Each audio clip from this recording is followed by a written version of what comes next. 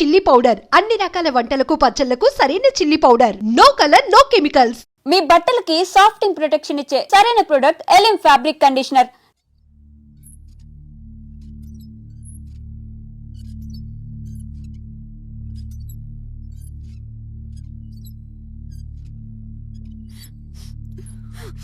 జానకి ఇంకెక్కడుంది? అక్క వెళ్ళిపోయిందండి. పాలక పాలేరుతో అండి. వెళ్లే ముందు ఉత్తరం రాసిచ్చింది, చదవమంటారా? ఏముంది అక్కడ చదవడానికి? మీ మనసులో చాలా మంది ఆడవాళ్ళకి ఖాళీ ఉందేమో కానీ బెడ్రూమ్ లో మంచంలో మట్టికి ఖాళీ లేదండి, అందుకే పోతున్నా అని రాసుంటది. అంతేనా వదినా? నువ్వుండు. మా అమ్మ ఎంత పరువు తక్కువ, ఎంత పరువు తక్కువ. ఎవరి గదులో తలుపులేసుకోమని కేకలేశారు, మరిది గారు చెయ్యేశారని తరిమేశారు. పరువు ప్రతిష్ట మన ఇంటికేసిన సొన్నం అన్నారు. తీరా చూస్తే పని మంచితో సరసం సంతానం.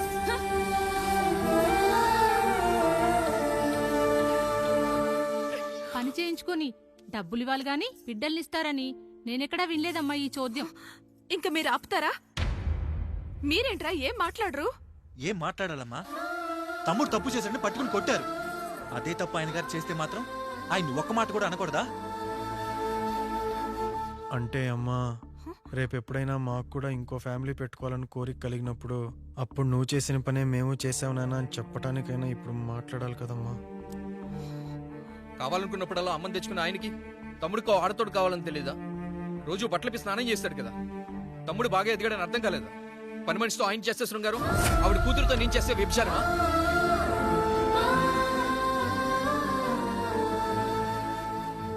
మాట్లాడవేంట్రా కాముడు? నువ్వు కూడా నా చొక్కా పట్టుకుని అడగరా? బాబుగారు అడగరా? అడుగు. నా భార్యకు పుట్టిన బిడ్డ నీ పోలికలతో పుట్టాడు, ఏం చేసావని అడగరా? బాబుగారు అడుగు. ఏమడగమంటారు బాబుగారు? నాకు మీ తమ్ముళ్ళకున్నంత జ్ఞానం లేదు. మా ఇంట్లో ఉండేది నలుగురు, కానీ బాత్రూంలో ఉండేది సబ్బు బిళ్ళ ఒక్కటే. నేను స్నానం చేసిన తర్వాత నా భార్య కూడా ఆ సబ్బుతోనే స్నానం చేస్తుంది. నా భార్య ముట్టుకుందని సబ్బు బిళ్ళ మీద కోపడతామా?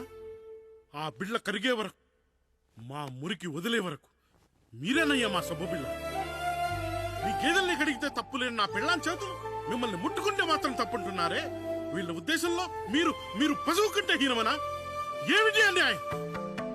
నా వరకు ఆ బిడ్డ నా దేవుడిచ్చిన ప్రసాదం. అది పూజారి ఇచ్చాడా ఇంకోటి ఇచ్చాడా నాకు అనవసరం. అయినా పూజారి పొంగలి పెట్టకపోతే దేవుడి మీద కోపం ఎందుకయ్యా? ఏమో, మా కోసం చెమట చిందించి పనిచేసే ఈ కాముడికి నేను చెమటోడ్చి ఒక బిడ్డను ప్రసాదిద్దామని మీరు అనుకున్నారేమో. ఇందులో కూడా నా మంచే కదయ్యా మీరు ఆశించారు. కానీ వీళ్ళు మీ ఔన్నత్యాన్ని ఎప్పటికీ అర్థం చేసుకోలేరయ్యా, అర్థం చేసుకోలేరు. అయ్యా, ఈ రోజు మీ పెళ్ళాం పాలేరుతో వెళ్ళిపోయి ఉండొచ్చు, మీ బిడ్డలు ఈ రోజు మిమ్మల్ని తిట్టచ్చు, కానీ ఈ కాముడు మిమ్మల్ని ఎప్పుడూ వదిలిపోయాడు. మీ చావును ఈ కళ్ళతో చూసే వరకు మిమ్మల్ని వదిలిపోడయ్యా, వదిలిపో. మీరే మా దేవుడు, మీరే మీరే మీరే మా దేవుడు, మీరే మా దేవుడు, మీరే మా దేవుడు.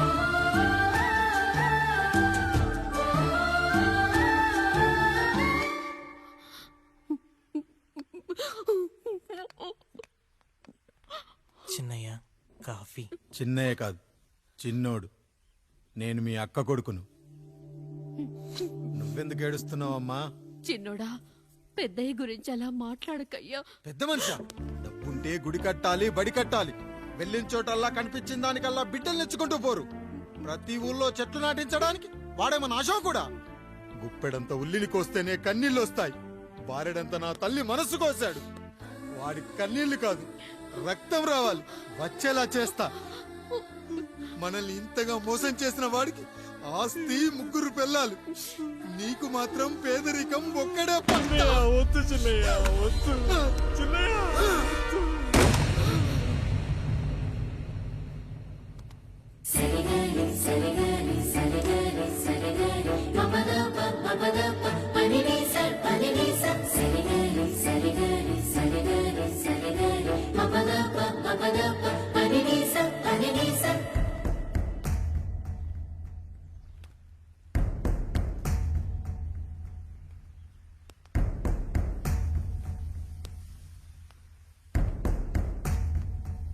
నాన్న నాన్న బాబు గారు బాబుగారు కాదు నాన్న, నేను నీ బాబు నాన్న. మీరు మా పెద్దయ్య బిడ్డ కదయ్యా. కష్టపడి రైతు దుక్కి దున్ని కోత కోస్తే విత్తనాల ఫ్యాక్టరీ వాడొచ్చి ఈ పంట నాది అంటే ఒప్పుకుంటావా నాన్న? ఈ భూమి నీది, ఈ పంట నీది.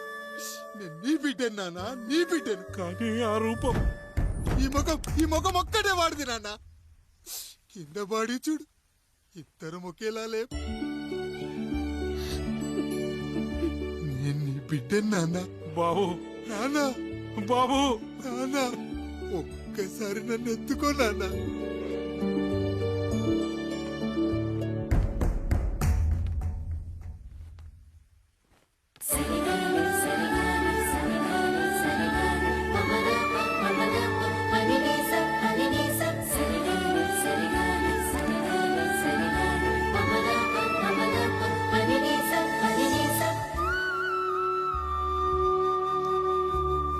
నాన్న, నువ్వెంత మంచివాడివి నాన్న. ఒకడు వాడిన టూత్ బ్రష్ నే ఎవ్వడూ చేత్తో పట్టుకోడు, అలాంటిది నువ్వు నోట్లో పెట్టుకుని తిరుగుతున్నావు. అమ్మ ఎంత అదృష్టవంతురాలు నాన్న, ఎంత అదృష్టవంతురాలు. చాలు బాబు, ఇది చాలు. చాలదు నాన్న, ఆ రాయుడు లెక్కేంటో తేలుస్తా. మన కుటుంబాన్ని ఇంత క్షోభ పెట్టిన ఆ రాయుడిని వదలనానా, వదలా. వాడంతేదో చూస్తా.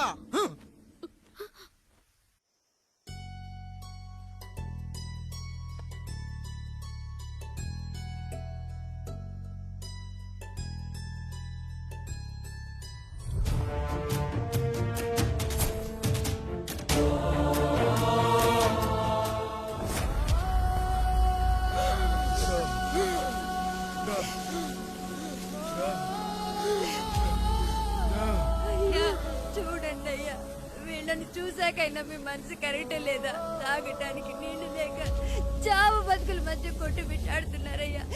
పచ్చగా ఉండే ఈ ప్రాంతానికి ఏం దిష్టి తగిలిందో ఏమో. భూమిలోనే కాదు, మా కళ్ళల్లో కూడా నీరు ఇంకిపోయేలా చేశాడా దేవుడు. ఇకంతా మీ చేతుల్లోనే ఉందయ్యా. చూడమ్మా, వర్షాలు లేక కరువుతో రాష్ట్రం కష్టాన్ని కూడా అరువు తెచ్చుకుని బతుకుతుంది. నా కాళ్ళ మీద పడితే ఏమీ రాదు, పైనుండి వర్షం పడాలి. అయ్యా మినిస్టర్ గారు, మీరైనా ఏదో ఒకటి చెయ్యండి అయ్యా. నేనేం చేయనమ్మా, ఇక దేవుడే మిమ్మల్ని కాపాడాలి. ఎవడొస్తాడో మిమ్మల్ని కాపాడడానికి. ఎన్నాళ్ళు అడుగుతారా ఎవడొస్తాడు, ఎప్పుడొస్తాడు, ఎక్కడి నుంచి వస్తాడు అని? పేదవాడికి కష్టం వచ్చినప్పుడల్లా ఇదే మాట. 70 ఏళ్లుగా హీరో రావాల్సి వచ్చినప్పుడల్లా ఇదే మాట. ఇంకా ఎన్నెళ్ళు అడుగుతారా? ఎవడొస్తాడే మిమ్మల్ని కాపాడడానికని మీరు మమ్మల్ని అడగటం, వస్తాడ్రా అని మేము మీకు చెప్పడం. అయినా సరే మళ్ళీ మీకోసం ఇంకోసారి చెప్తున్నాను, వస్తాడు. ఆకాశాన్ని చింపుకుంటూ వస్తాడు, నేలను పగలగొట్టుకుంటూ వస్తాడు. ఎవడు? దేవుడు. దేవుడా? రాయికి వరమిచ్చిన రాముడు దేవుడైతే, ద్రౌపదికి చీరిచ్చిన కృష్ణుడు దేవుడైతే, ఈ ఊరికి ఆయనే దేవుడు. ఆ దేవుడికి ఇంకో పేరే రాయుడు, పాపా రాయుడు, పాపా రాయుడు.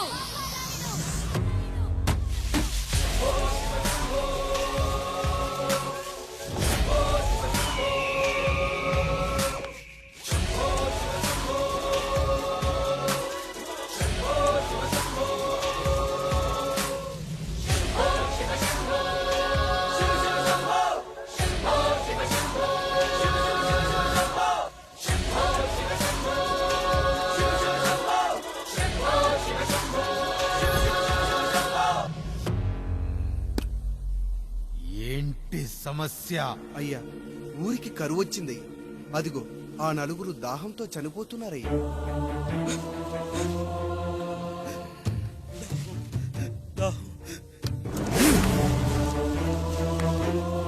పాపారాయుడు తీర్పు ప్రకటిస్తున్నాడు.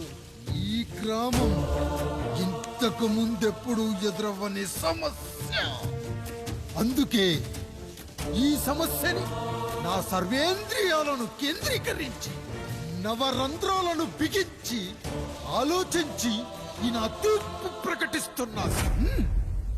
దాహంతో అలమటిస్తున్న ఆ నలుగురికి వెంటనే బావులు తవ్వించి వాళ్లకు నీళ్ళివ్వండి. అంత సమయం లేదయ్యా. మరో 5 నిమిషాల్లో వారి చేత నీళ్లు తాగించిపోతే చచ్చిపోతారయ్యా. పూజారి, మరేంటిప్పుడు దీనికి పరిష్కారం? నృత్యం.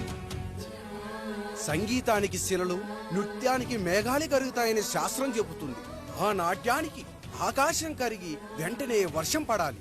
అందుకు ఆ నటరాజైన శివుడే మార్గం చూపించాలి. అయ్యా, దేవుడిచ్చిన ప్రసాదం అనుకుని నలుగురిని కన్నాను. 3 పెళ్లి చేయగలిగానయ్యా. ఈ ఊరు ఏమిచ్చినా మీరు తీసుకుంటారు కదయ్యా. ఇది మిగిలిపోయింది. తమరే ఏదో ఒకటి చెయ్యండి అయ్యా.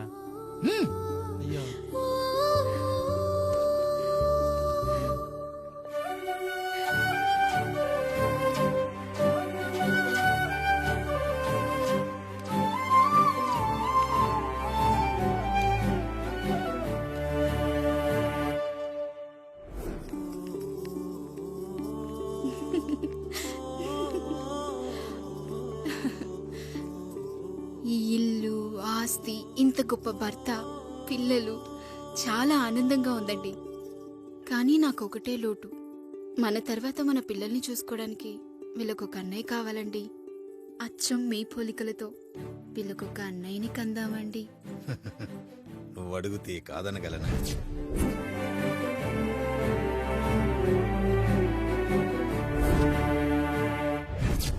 నానా, రాయుడెక్కడా? ఇప్పుడే వస్తున్నాను నాన్న.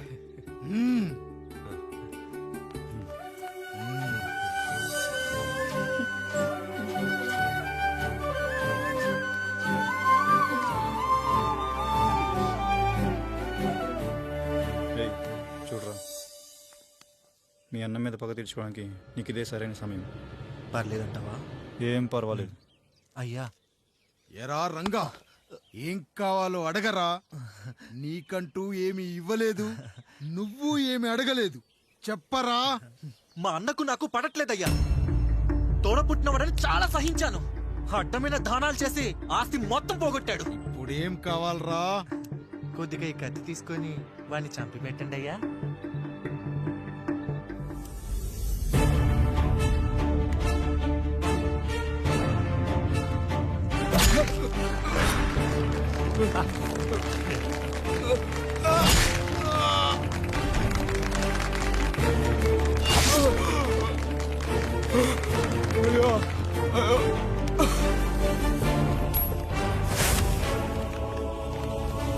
నాయుడు, అన్యాయంగా మా నాన్నని చంపేశావు.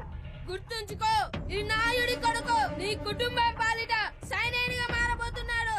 నిన్ను, నీ కొడుకుని, ఆడికి పుట్టబోయే కొడుకుని అందరినీ లేపేస్తా.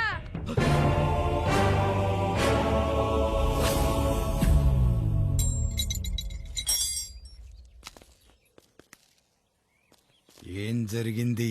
మీరు హత్య చేసినట్టు ఇప్పుడే సమాచారం అందింది. తగిన సాక్ష్యాధారాలు పరిశీలించిన పిమ్మట మీకు యావజ్జీవ కారాగార శిక్ష, 2000 రూపాయల జరిమానా విధిస్తూ అరెస్ట్ చేస్తున్నాను. అయ్యగారు నా కోసం చేసిన త్యాగాన్ని హత్య అంటుందా మీ చట్టం? ఇదెక్కడ న్యాయం?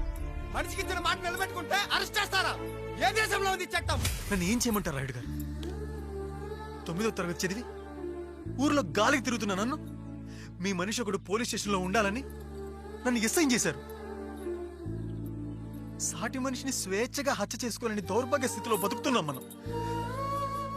మీరు చేసిన ఈ గొప్ప పనిని అర్థం చేసుకునే సంస్కారం, విజ్ఞత, విజ్ఞానం మాకు లేవు సార్, మాకు లేవు.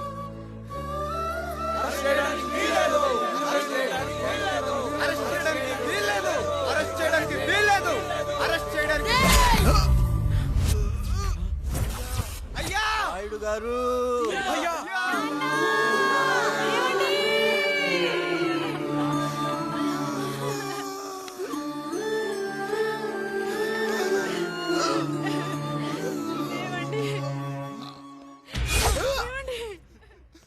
నొప్పిగా ఉందిరా.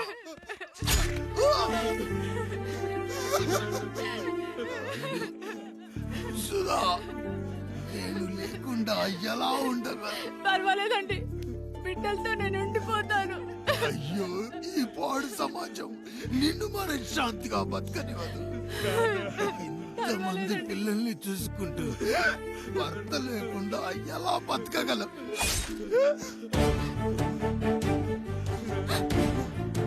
వద్దండి.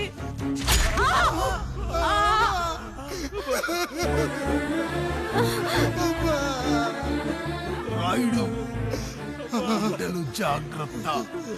ఈ రోజు నుంచి వీళ్ళంతా నీ తమ్ముళ్ళు చెల్లెళ్ళు కాదు, నీ బిడ్డలు.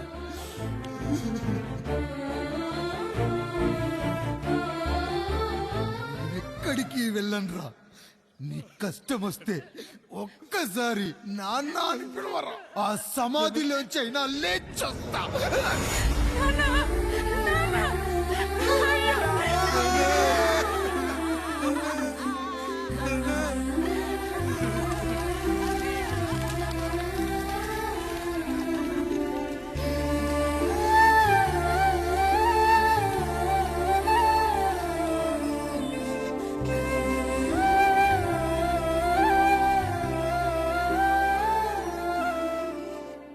ఇందు మూలంగా యావన మందికి తెలియజేయనదేమనగా ఊరికి కొత్తగా వచ్చిన యాండ్రాయిడ్ తన తండ్రి పెదరాయుడు అని ఆస్తిలో వాటా పంచమని రచ్చబండిని ఆశ్రయించడం వలన గ్రామ పెద్దలందరూ రేపు 11 గంటలకు రాయుడు గారింటికి రావాల్సిందిగా కోరుచున్నాము.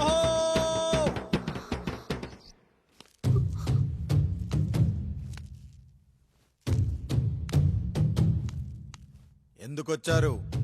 తన తాత పాపారాయుడు గారు ఆస్తి తనకు కూడా కావాలంటూ పంచాయతీలో ఫిర్యాదు చేశాడయ్యా.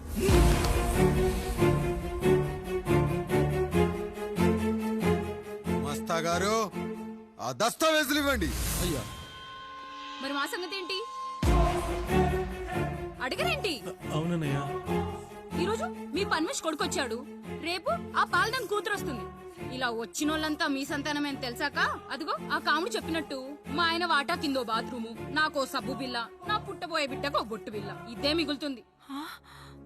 అయినా ఊరి జనాభా కన్నా అన్నయ్య పిల్లల సంఖ్య ఎక్కువైపోతుంది.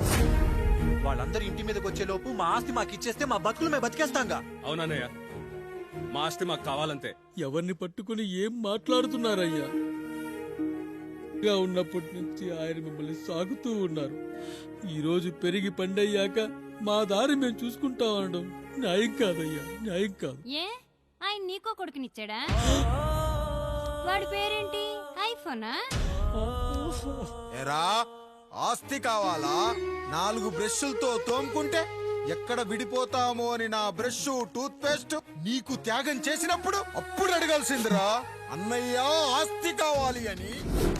ఎరా, నేను వాడిపారేసిన లంగోటాలు మార్చి మార్చి చొక్కాలు చేతిగుడ్డలుగా వాడారే, అప్పుడు అడగాల్సిందిరా అన్నయ్య ఆస్తి పంచు అని.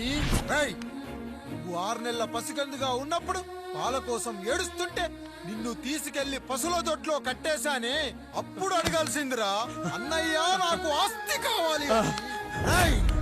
మా తండ్రి గారు పాపారాయుడు పోలికలు నాకు, నా పోలికలు ఆండ్రాయిడ్కి. అసలు మా కుటుంబంలో ఏ పోలికలు లేని మీకు ఎందుకు ఇవ్వాలరా ఆస్తి? ఆస్తి లేదు, గీస్తి లేదు. Get out! Get out! Get out! అని నేను అనొచ్చు, కానీ అనగలనట్రా? అనలేను. ఎందుకంటే మీరంతా నా తమ్ముళ్ళు, నా చెల్లెళ్ళు. రక్తం తాగిన దోమ కూడా వెళ్ళేటప్పుడు కృతజ్ఞతగా ఏ మలేరియానో టైఫాయిడో వదిలి వెళ్తుంది. కానీ రక్తం పంచుకొని పుట్టిన మీరు ఈ అన్నయ్య కోసం ఆస్తి కూడా వదల్లేకపోతున్నారు కదరా. గుమస్తా గారు, నా యావదాస్తి నా తమ్ముళ్లకు చెల్లెళ్లకు వాళ్ళ పేర్ల మీద రాయండి. నాకు చిల్లి గవ్వ కూడా అక్కర్లేదు. ఇక ఈ ఇంటికి నాకు ఎటువంటి సంబంధం లేదు. లక్ష్మి, సావిత్రి, మీ చీరలు విప్పేయండి. ఇక్కడికి వచ్చేటప్పుడు ఏ చీరలు కట్టుకున్నారో వెళ్ళేటప్పుడు కూడా అదే చీరలు కట్టుకోండి. వెళ్ళిపోదాం. దస్తావేజులు తీసుకురండి.